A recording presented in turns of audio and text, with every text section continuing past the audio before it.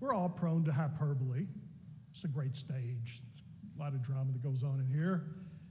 But when it comes to the statement of fact, hyperbole needs to stay at the side.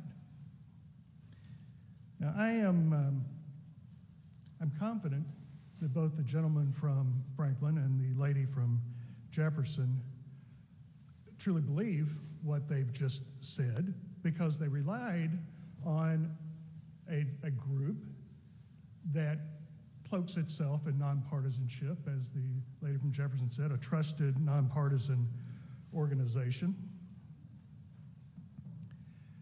We all saw every media outlet in the Commonwealth of Kentucky report the contents, let me rephrase that, report the conclusions of the League of Women Voters report. But it appears the very thing that we had to take a recess for, which was to read the rules, everybody forgot to do. Because it appears to me that nobody read the report. Because if you had, you would have seen. Now, look, you know, I have an economics background. I know a little bit about statistics. As I always say, statistics don't lie, but statisticians do. And not only is it a distortion, it's intellectually bankrupt. And it is statistically unsound. Now, there are multiple flaws with the study. First of all, in the statistical part, there are multiple flaws with the study. First and foremost, the narrow selection of sessions of the study. League of Women Voters chose to review only every other 60-day session, so 1 in 4. So over the last 25 years, the time that covers this report, they looked at 7 sessions. Now, selecting only budget sessions is potentially defensible, but excluding half of the data of readily available information without considering such things as electoral shifts, membership turnover, technological advancements, one could argue, and any learned statistician would argue, that these results are not statistically significant.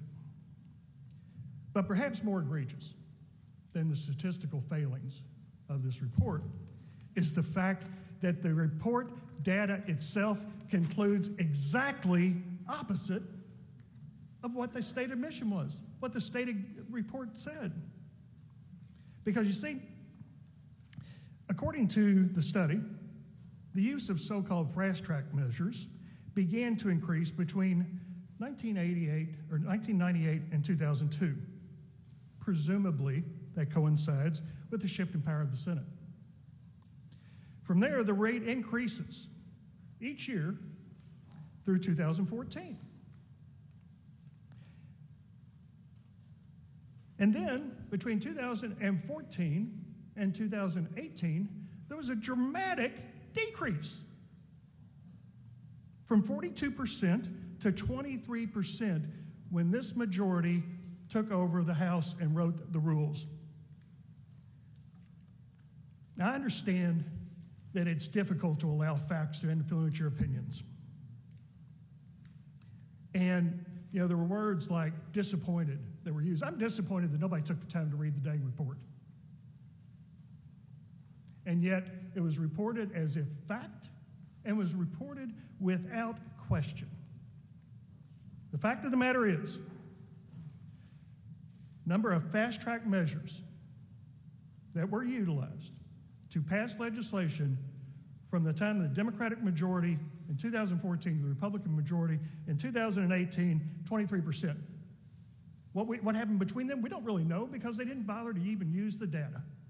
Thank you, Mr. Speaker.